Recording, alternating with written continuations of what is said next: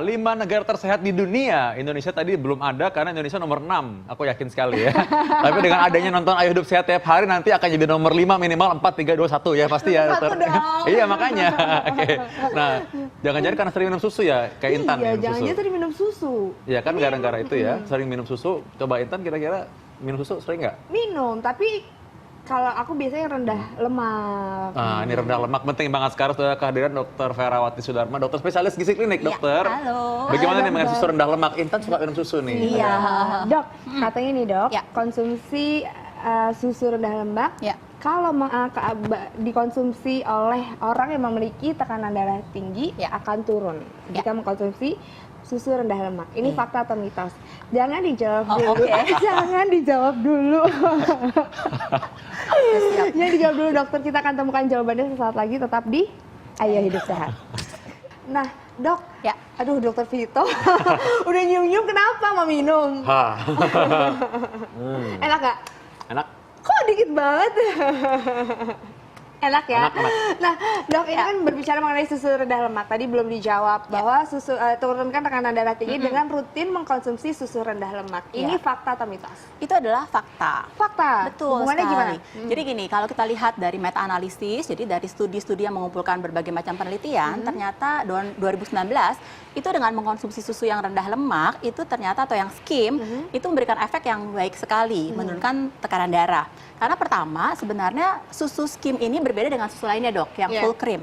Orang tuh khawatir menimbulkan gangguan jantung karena memang kalau susu full cream itu lemak jenuhnya tinggi. Oke. Sebaliknya, susu yang sifatnya dari skim ini kandungan lemaknya sangat rendah. Habis mengonsumsi seperti dokter Vito tadi, ternyata reaksi gula kita menurun dalam tubuh kita, sehingga stres oksidatifnya menurun juga. Dan ternyata stres oksidatif itu berpengaruh terhadap nitric oxide ya dok, yang berpengaruh dalam pengaturan. Stres oksida apa tadi? Ya, adanya itu apa maksudnya? adanya stres dalam sel tubuh kita. Oke. Nah, itu dia berpengaruh dalam pengaturan nitric oxide, zat nitric oxide. Oke. Jadi efeknya adalah tekanan darah akan menurun. Yang kedua, dalam susu ini kan ada kalsium, ada vitamin D, ada kalium yang berdasarkan penelitian efeknya ke tekanan darah baik sebenarnya. Oleh karena itu dietary approach to stop hypertension, salah satunya menganjurkan untuk orang yang mau menurunkan resiko hipertensi untuk mengonsumsi susu yang rendah lemak dong. Jadi bener bagus banget. ya Bagus untuk orang. banget. Tadi kalium dan juga tadi nitric oxide itu tadi memang berfungsi untuk merelaksasi tekanan darah sehingga Betul dia semakin sekali. terbuka dengan demikian menurunkan tekanan darah memang. Tapi dokter, ini ada yang penting banget nih ngomong-ngomong soal jantung, biasa erat dengan ngomong soal diabetes. Betul. Nah, orang-orang yang diabetes ini bagaimana? Apakah dia boleh minum ini susu rendah lemak atau tidak? Ini fakta atau mitos? Itu adalah fakta. Faktanya apa nih, Faktanya Dok? boleh minum, betul. Faktanya boleh minum. Ya. Oh, berarti tidak boleh minum bagi penderita diabetes ini adalah Betul, mitos. mitos. Itu adalah mitos, Oke. betul. Kalau kita lihat, ternyata dari penelitian juga sama dok. Tadi saya bilangnya kalau setelah kita mengonsumsi susu skim, ternyata pengaturan gula lebih baik.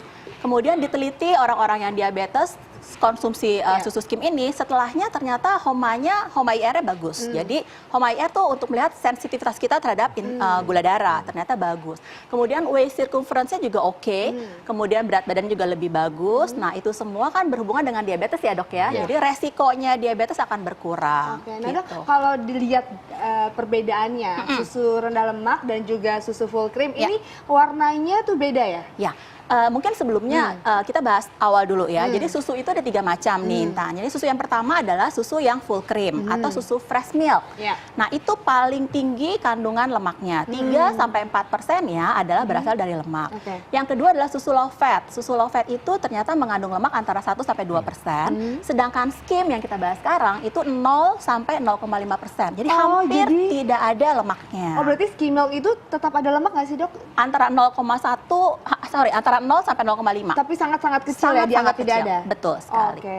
Nah, tadi pertanyaannya Intan, gimana bedainnya? Yang pertama adalah karena dia fatnya lebih tinggi, otomatis ketika kita tuang nih.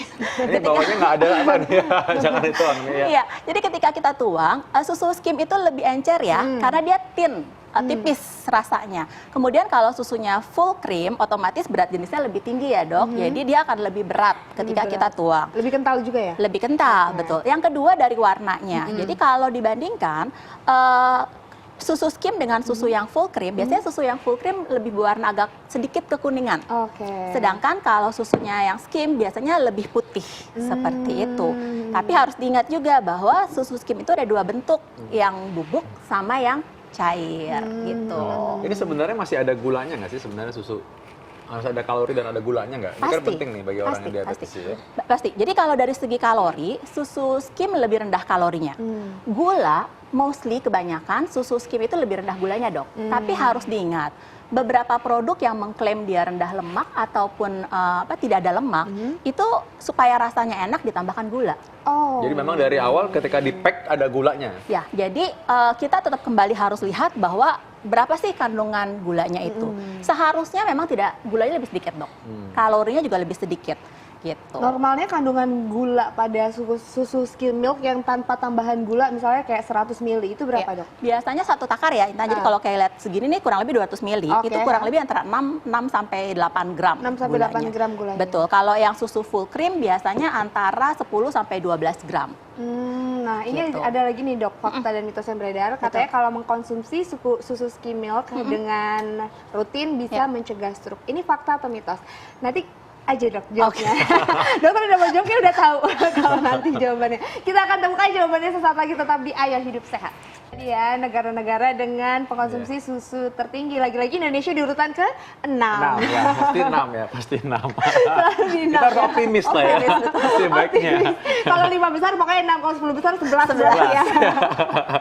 Nah, tadi belum terjawab nih, Dok. Ini katanya kalau rutin mengkonsumsi susu rendah lemak bisa mencegah stroke. Ini fakta atau mitos? Itu adalah fakta dalam artian menurunkan resiko stroke ya. Jadi kita tahu tadi stroke itu kan sebenarnya penyakit pembuluh darah ya, Dok ya. Jadi kalau misalnya kita bahas awal tadi hipertensi resikonya berkurang, kemudian diabetes juga resikonya juga bisa berkurang, kemudian dengan mengonsumsi susu itu ternyata stres oksidatif atau stres dalam tubuh kita juga berkurang, artinya reaksi peradangan berkurang dan itu akan menjaga kesehatan di saraf lebih baik lagi, Dok, gitu. Tapi bukan berarti kalau orang minum susu rendah lemak lalu merokok, diabetes nggak betul sekali. tinggi sama aja. Itu namanya samjuhong ya, sama juga bohong. Bahasa Korea ya. Bahasa Korea. Iya, betul. Nah, sekarang ini anak-anak katanya tidak boleh konsumsi susu rendah lemak. Ini fakta atau mitos? Pertanyaan saya, umur berapa dulu, Dok? Umur berapa anak-anaknya? Karena gini, ini anak-anak saya juga. anak belum nikah. Karena gini, kalau anaknya di bawah umur 2 tahun, mama memang tidak boleh mengonsumsi susu skim, Dok. Karena anak di bawah 2 tahun itu kan masih perlu kalori yang banyak, lemak yang banyak untuk pertumbuhan. Tetapi kalau anaknya sudah di atas 2 tahun dan syarat pertama ternyata status gizinya berlebih atau obesitas, itu bisa diberikan. Karena akan mengurangi resiko dia untuk obesitas kan anaknya kan. Jadi di atas 2 tahun itu oke. Bahkan kalau ada penelitian bilang di atas anak umur 8 tahun diberikan susu skim, ternyata lebih bagus hasilnya dibanding dengan susu full cream. Dalam hal pertama, tinggi badannya lebih bagus, Dok, Intan. Dia bisa catch up, kemudian yang kedua hormon pertumbuhannya juga lebih bagus. Pertambahan tinggi badan karena kalsium ya, kalsium susu skim tuh biasanya lebih tinggi dibanding sama susu yang full cream. Jadi tergantung usia ya. Nah, Dok, setelah saya dengarkan baik-baik dan saya menganalisa, ternyata keren bener ya. Sekali-sekali jadi kayak dokter kan, Dok. Jadi sebenarnya ternyata memang susu rendah lemak ini lebih baik dikonsumsi daripada susu full cream. Betul. Lebih dianjurkan seperti itu. Cuma memang ada kekurangannya. Pertama, lebih baik dalam hal kalori, dalam hal fatnya. Tetapi jeleknya adalah ketika kita mengonsumsi susu yang rendah lemak, biasanya belum puas ya. Kalau dia belum puas terus dia ngemil yang lain ya jelek juga gitu loh, Intan, gitu. Dibanding kelebihannya susu full cream, biasanya ketika setelah mengonsumsi susu full cream akan lebih kenyang. Nah, gitu. nah sekarang mungkin gini nih, jadi sebenarnya kalau misalkan orang yang minum susu full cream, misalnya anak-anak gitu sebenarnya apa-apa atau nggak apa-apa gitu?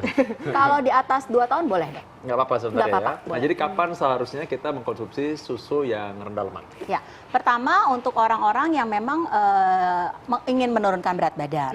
Kemudian yang kedua ingin diabetes misalnya, hipertensi, tapi memang mau mengonsumsi susu. Wanita-wanita yang osteoporosis kan kalsiumnya juga lebih bagus dengan susu skim, itu boleh dianjurkan. Gitu. Dan biasanya bisa dicampur dengan kopi misalnya sebagai pengganti creamer, itu lebih oke. Ini setiap hari boleh dikonsumsi? Boleh, setiap tapi hari? tidak boleh lebih dari 3. Biasanya 1 sampai 2 kali, ukurannya sebesar ini sudah cukup. 200 gram 200 ml.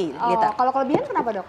ada efek sampingnya. Jadi kalau kita lihat ada salah satu penelitian 2017 itu bilang ada hubungan dengan Parkinson, penyakit saraf. Jadi itu untuk orang yang mengonsumsi susu skim lebih dari 3 gelas per hari.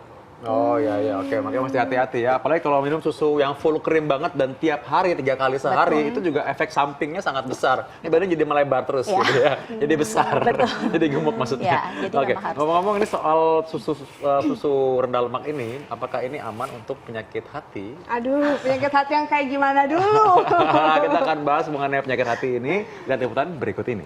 Makasih. Thank you.